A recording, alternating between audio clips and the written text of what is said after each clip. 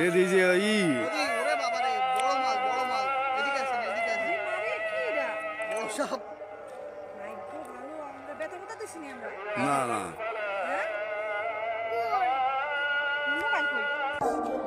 দাঁড়াও, ওর বেশি এই যে মুখ বের করতেছে, দাঁড়াও।